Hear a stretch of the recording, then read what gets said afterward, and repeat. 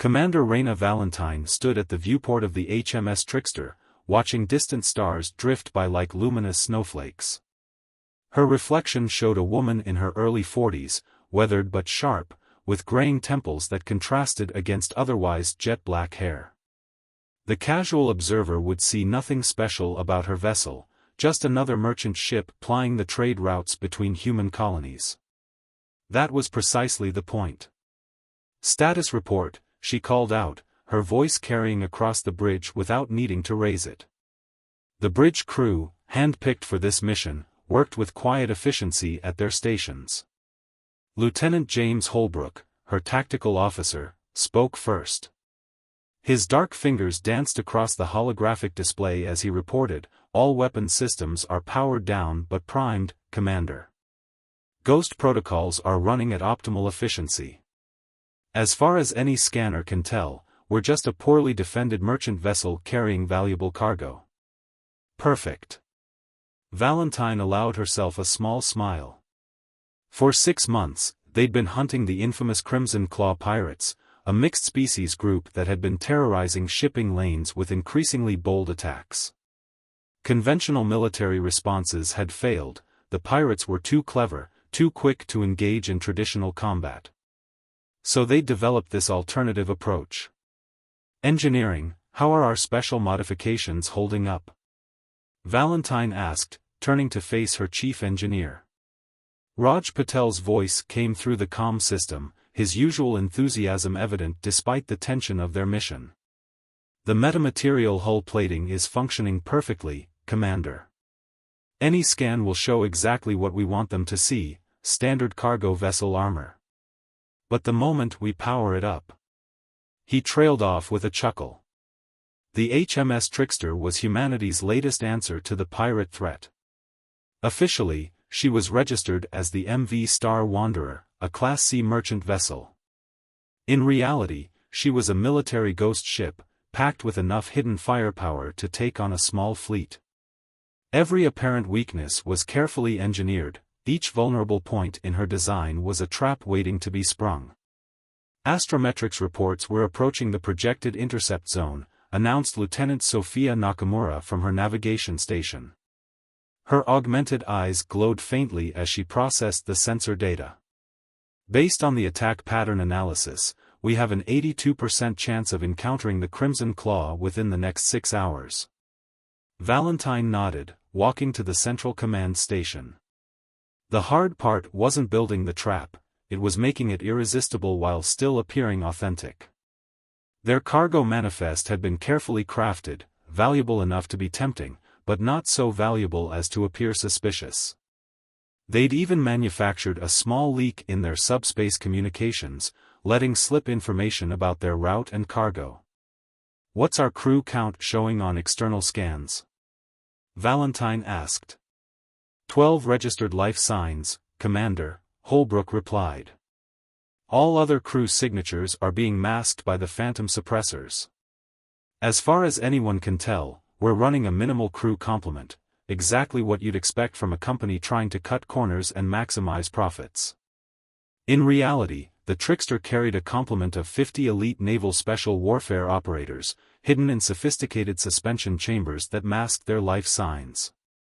They were the teeth of the trap, ready to wake and deploy the moment the pirates took the bait. "Message from Command, Commander," called out Communications Officer Yuki Tanaka. "They've confirmed increased activity in the sector. 3 merchant vessels have reported long-range sensor contacts consistent with Crimson Claw signatures." Valentine felt her pulse quicken, but kept her expression neutral. "Acknowledge the message, but don't change course or speed. We're just another oblivious merchant ship, remember?" The bridge crew shared knowing looks. They'd drilled for this countless times, but now it was real. Each of them had seen the aftermath of pirate attacks, the destroyed ships, the murdered crews, the stolen cargo. This was their chance to end it. Hours passed in tense silence. The bridge crew maintained their act of casual commercial operations, even as their military training kept them razor-sharp and ready. Valentine used the time to review the intelligence reports one final time. The Crimson Claw pirates had a pattern. They liked to attack when their targets were at their most vulnerable, often during shift changes or maintenance cycles. "Commander," Nakamura's voice cut through the quiet, "I'm detecting gravitational distortions consistent with a ship dropping out of FTL. Distance, approximately 2 million kilometers, bearing 347 Mark II. "Show me," Valentine ordered, and a tactical display materialized in front of her. A red dot appeared, moving with purpose toward their position. The movement pattern was exactly what their analysts had predicted, a predator stalking its prey. "Hold course and speed," Valentine commanded. "Continue normal operations. Let's give them a good look at our vulnerabilities." She allowed herself a grim smile. "Sound yellow alert, quiet running protocols only. And notify our sleeping friends in suspension to prepare for wake-up sequences." The trap was set. Now they just had to wait for the pirates to spring it. In the darkness of space, the HMS Trickster continued its journey, playing the role of helpless prey to perfection. But beneath its seemingly vulnerable exterior, weapons powered up in absolute silence, and 50 of humanity's finest warriors began their wake-up sequences, ready to teach the pirates of the Crimson Claw a lesson about judging books by their covers. The hunt was on, but this time, the hunters were about to become the hunted. War Chief Xoth stood on the command deck of the Crimson Talon, his massive frame casting long shadows in the red emergency lighting. Forearms crossed over his chitinous chest as he studied the holographic projection of their target. The merchant vessel ahead of them was practically begging to be taken, a lone ship in open space, running with minimal crew and defensive capabilities. "Analysis complete, War Chief," hissed Subcommander Vextra, her serpentine body coiled around her command station. "The vessel matches registry as the MV Star Wanderer. Cargo manifest indicates processed rare earth elements and medical supplies." Her forked tongue flicked out, tasting the air. "Value estimated at 8 million credits." Xoth's mandibles clicked in satisfaction. The Crimson Claw hadn't become the most feared pirate fleet in the sector by being careless, but this target seemed perfect. Their last 3 raids had been increasingly difficult, with human vessels showing better preparation and coordination. This one, however, appeared to be exactly what it claimed to be, an easy mark. "Show me their defensive capabilities," Xoth commanded. The hologram shifted, highlighting the merchant vessel's systems. Standard point defense turrets, civilian-grade shields, and typical hull plating. Nothing that could stand against the Crimson Talon's superior weaponry. War Chief called out Teklar, their sensor specialist, his crystalline form refracting the emergency lights. "I'm detecting some unusual power fluctuations in their engineering section. Could be a sign of poorly maintained systems." Xoth's upper arms reached for the ceremonial blade at his waist, a habit from his younger days as a raid leader. Typical human cost-cutting. They sacrifice maintenance for profit margins. He turned to his boarding team leaders. "Prepare the assault squads. Standard formation Delta. I want this clean and quick." The Crimson Talon's crew moved with practiced efficiency. They had performed this dance countless times before. 3 boarding shuttles were prepared, each carrying 15 of their most experienced raiders. Xoth had personally selected his crew from a dozen different species, choosing them for their unique abilities and complementary skills. "Message from the target vessel," Vextra announced. "They're requesting identification and purpose." "Send the standard commercial registry response," Xoth ordered. "Let them think we're just another transport until the last possible moment." On the bridge of the HMS Trickster, Commander Valentine watched the pirate vessels approach with carefully concealed satisfaction. Everything was proceeding exactly as planned. "They took the bait," Holbrook whispered, his tactical display showing the pirate vessel's boarding preparations. 3 shuttles being readied. Estimate 45 hostiles. Valentine nodded slightly. "Perfect. They're sending exactly the number we predicted." Status of our sleeping friends? All NSO personnel are at wake-ready status, Sophia reported. Suspension chambers are maintaining stealth protocols. They're invisible to any scans. The pirates' response to their identification request came through, a perfectly forged commercial registry. Valentine had to admire their attention to detail. Send the standard acknowledgement. Make it sound nervous, but not panicked. Yuki modulated her voice slightly as she transmitted, understood, approaching vessel. Please maintain safe distance as per commercial shipping regulations. The slight tremor in her voice was a masterful touch. The minutes ticked by as the Crimson Talon closed the distance. In the hidden compartments throughout the Trickster, 50 Naval Special Operations personnel lay in their suspension chambers, their minds alert though their bodies appeared dormant to sensors. Each chamber was positioned strategically near likely breach points that had been carefully designed to appear vulnerable while actually being perfect ambush locations. War Chief Vextra called out on the Crimson Talon's bridge, target vessel is maintaining course and speed. No sign they suspect our true nature. Xoth's mandibles clicked again, this time in anticipation. Begin the approach. Standard intimidation tactics. Let's see them panic when they realize what's happening. The Crimson Talon's external lights flared to life, its weapon ports opening in a display of overwhelming force. It was a sight that had broken the nerve of countless merchant crews, leading them to surrender without a fight. On the Trickster, Valentine watched the display with cold amusement. Right on schedule. They're actually following the psychological warfare playbook exactly as our analysts predicted. She turned to her crew. Remember, we need them to commit fully to the attack. Don't show any sign of military capability until they're completely committed. The pirate vessel drew closer, its boarding shuttles launching in a practiced formation. They moved with the confidence of predators who had never faced serious resistance, never suspecting that their prey had teeth of its own. Boarding shuttles on final approach, Holbrook reported.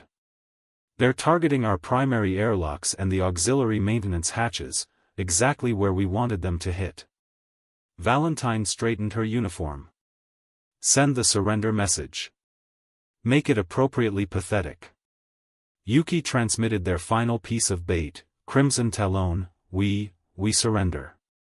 Please don't harm our crew. We'll cooperate fully. In his command chair, Xoth listened to the surrender message with satisfaction. Humans were so predictable, so easily cowed by a show of force. He gave the final attack order, watching as his boarding shuttles moved into position. The trap was about to snap shut, but not in the way the pirate leader imagined. As the boarding shuttles locked onto their chosen entry points, Valentine allowed herself a predatory smile. Everything was proceeding exactly according to plan. All hands, she whispered into her command circuit, prepare for Phase 2. Let's show these pirates why humans make particularly dangerous prey. The web was woven, and the spiders were about to feast. The first sign that something was wrong came when the boarding shuttle's cutting beams met the Trickster's hull. Instead of slicing through standard merchant-grade armor, they encountered something entirely different. War Chief. Teklar's crystalline form pulsed with alarm. The hull composition, it's not what our scans showed. The cutting beams are being reflected. Xoth leaned forward in his command chair, all four hands gripping the armrests. Impossible. Our scans showed standard commercial plating. On board the HMS Trickster, Valentine's voice was calm as she gave the order, Phase 2, execute. The ship's metamaterial hull plating activated, its molecular structure shifting from seemingly vulnerable commercial grade to military-hardened armor. The pirates' cutting beams, instead of breaching the hull, were caught in a web of reactive matrices, their energy dispersed harmlessly. Status of boarding teams? Xoth demanded, mandibles clicking rapidly in agitation. Vextra's response was interrupted by a series of alerts. War Chief, we're detecting power surges throughout the target vessel. Energy signatures are changing. By the void, this isn't a merchant ship. The Trickster's transformation was as swift as it was devastating. Hidden weapon ports snapped open along its hull, revealing state-of-the-art military-grade armaments. The ship's civilian engine housing reconfigured, exposing additional thrust vectors and combat maneuvering systems. All suspension chambers, activate, Valentine commanded. Throughout the ship, 50 suspension pods hissed open, releasing their fully alert and combat-ready occupants. Naval Special Operations teams moved with practiced precision to their predetermined positions. In the boarding shuttles, the pirate raiders found themselves in an impossible situation. Their cutting beams were useless, and their attachment points had suddenly become death traps.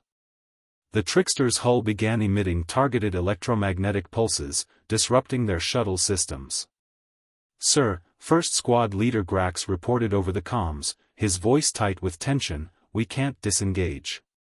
The hull plating has somehow locked onto our magnetic clamps. We're stuck." Xoth rose from his chair, his massive frame trembling with rage and disbelief. "All shuttles, abort mission. Return to..."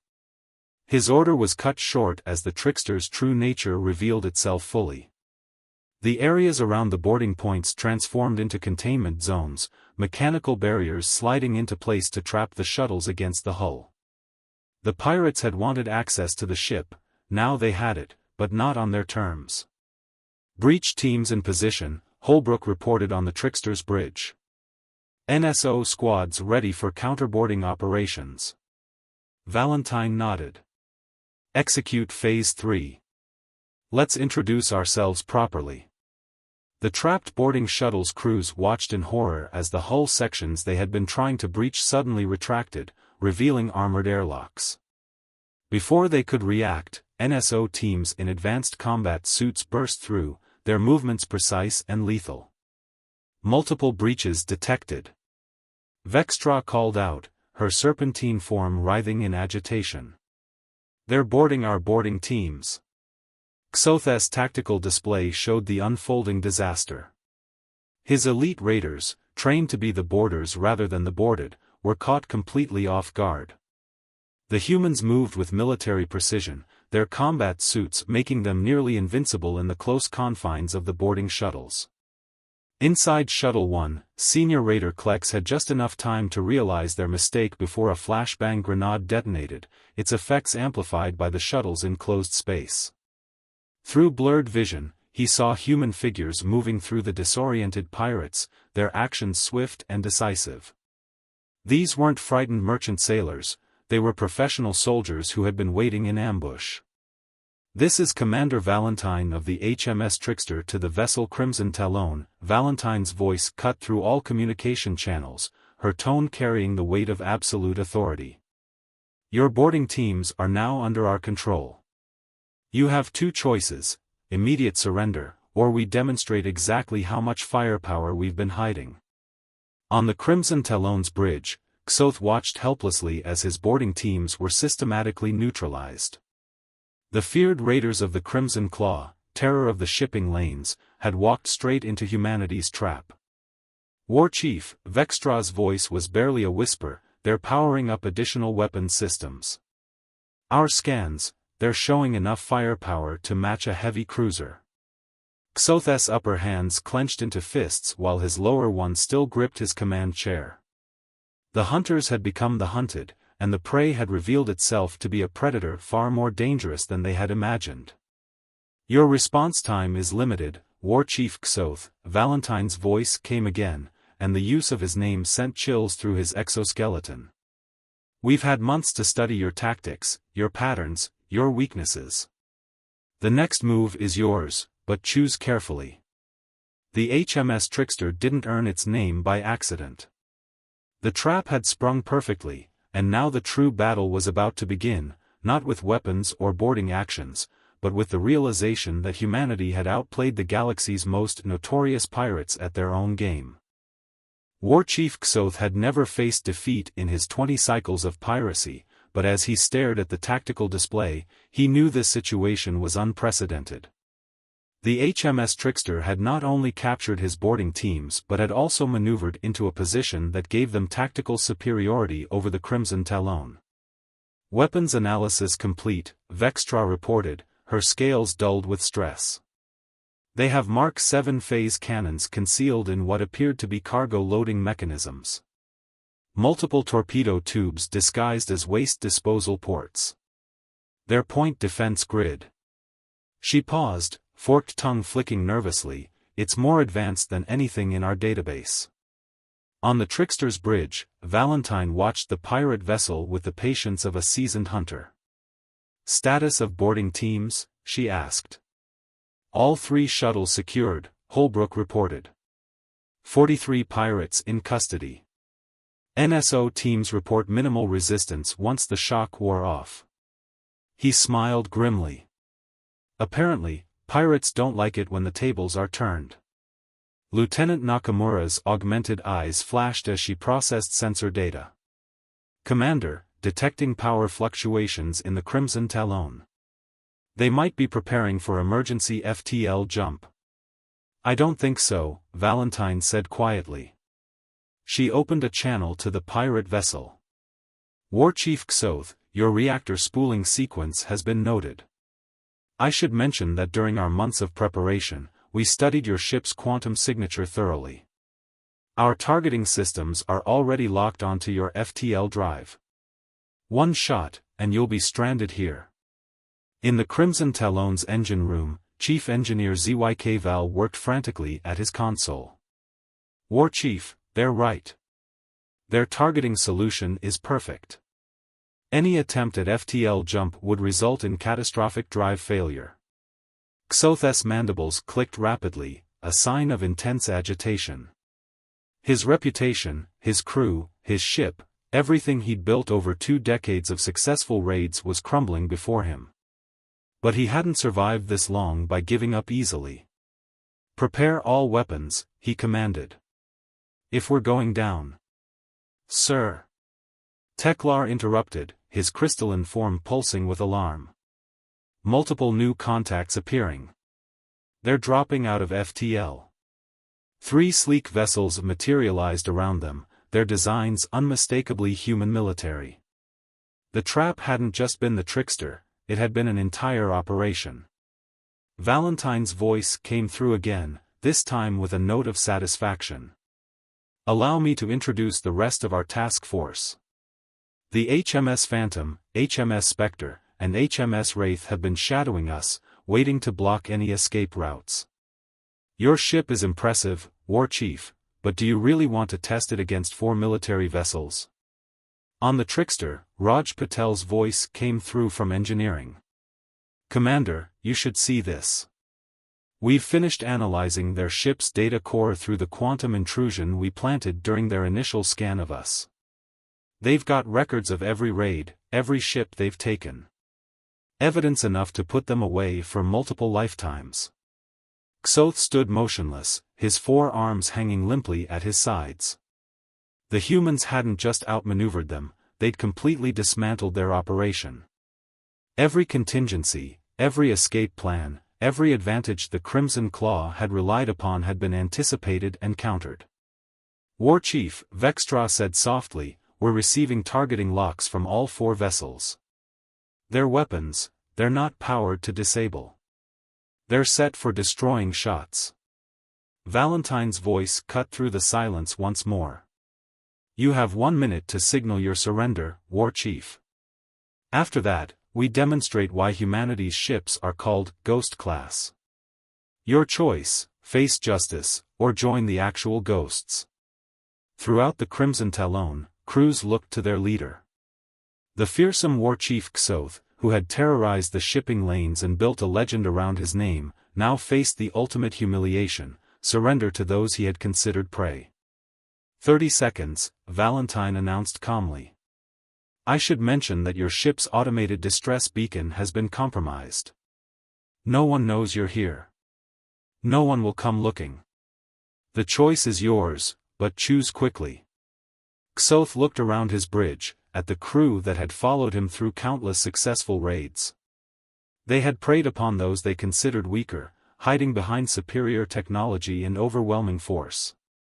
Now they found themselves on the receiving end of the same treatment, but executed with a level of precision and planning that made their own operations look amateurish. The mighty war chief of the Crimson Claw faced the most difficult decision of his life. In the silence of his command deck, surrounded by the most advanced pirate crew in the sector, he realized that he had completely underestimated humanity's capacity for turning the hunters into the hunted.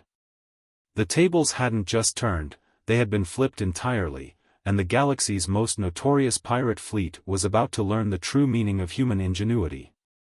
10 seconds, Valentine's voice echoed through the Crimson Talon's bridge. Xoth looked at the tactical display one final time, watching the 4 human vessels positioned around his ship like a noose. Each represented a different aspect of his failure to recognize the trap, to protect his crew, to maintain his legend. I, War Chief Xoth of the Crimson Claw, his voice rumbled through the comm channel, signal our surrender. The words seemed to physically pain him, each syllable carrying the weight of decades of pride. On the Trickster's bridge, Valentine nodded to her crew. Signal acknowledged. Prepare for boarding teams. And War Chief? Wise choice.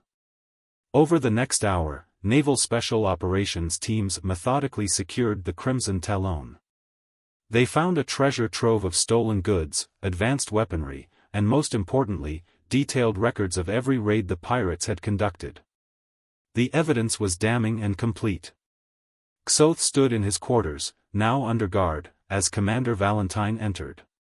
She was shorter than he expected, but carried herself with an authority that filled the room. I must know, he said, mandibles moving slowly, how long were you hunting us? Valentine studied the alien pirate leader. 8 months of planning. 3 months of laying false trails and leaked information. 1 month of waiting in your hunting grounds. She paused. You weren't our first target, you know. We learned from each capture, refined our techniques. The Crimson Claw was always the final goal. The other disappearances in the sector, Xoth's upper arms twitched, the Ghost Fleet. That was you? Different ships, same strategy, Valentine confirmed. We built an entire class of vessels specifically designed to hunt pirates.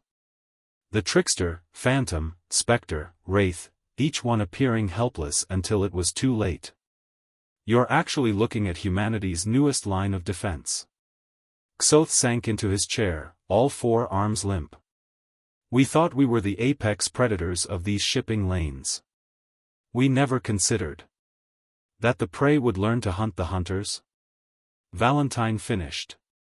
Humanity has a long history of adapting, War Chief. Every time someone thinks they have us figured out, we change the rules. Throughout both ships, the aftermath of the operation was unfolding. The captured pirates were processed and secured. Teams of analysts began diving into the Crimson Talon's databases, unraveling the vast network of contacts, hideouts, and collaborators that had made the Crimson Claw so successful. Commander, Holbrook's voice came through Valentine's comm, you'll want to see this. We've found their transaction records. The number of ships they've taken, the crews they've. He trailed off. I know, Lieutenant, Valentine replied, her eyes never leaving Xoth. The price of pride is high, isn't it, War Chief? Believing your own legend so completely that you never stop to consider someone might be learning from every raid, every tactic, every pattern. Xoth met her gaze. You will find others will take our place. The lanes between stars are vast, Commander. You cannot protect them all. Valentine smiled, but there was no warmth in it. That's where you're wrong, War Chief. As we speak, dozens of ships like the Trickster are being commissioned. Each one a trap waiting to be sprung. The age of easy prey is over. In the days that followed, the story of the Crimson Claw's capture spread through the shipping lanes like wildfire. The legend of the fearsome pirates was replaced by a new one, tales of ghost ships that turned from prey to predator, of human ingenuity that had turned the tables on the galaxy's most notorious raiders. The HMS Trickster and her sister ships became symbols of a changing era. No longer would humanity's merchants travel the stars in fear. They had learned to hide teeth behind their sheep's clothing, to turn vulnerability into strength. 1 month later, Commander Valentine stood on the Trickster's bridge once again, watching the stars drift by. The ship's disguise was back in place, its weapons hidden, its true nature concealed. They had received word of another pirate fleet operating in the Carina sector, one that had yet to learn the lesson of the Crimson Claw. "Course laid in, Commander," Lieutenant Nakamura announced. "Playing the role of a damaged transport ship, just as planned." Valentine smiled. The hunt was beginning again. Somewhere out there, another group of predators was about to learn why humanity's ships were becoming known as ghost ships, not because they couldn't be seen, but because those who tried to prey on them rarely lived to tell the tale. "Take us out, Lieutenant," she ordered. "Let's go fishing." In the vast expanse of space, the HMS Trickster moved silently among the stars, a wolf in sheep's clothing, ready to teach another lesson about the danger of underestimating humanity's ability to adapt, to survive, and to turn the hunters into the hunted.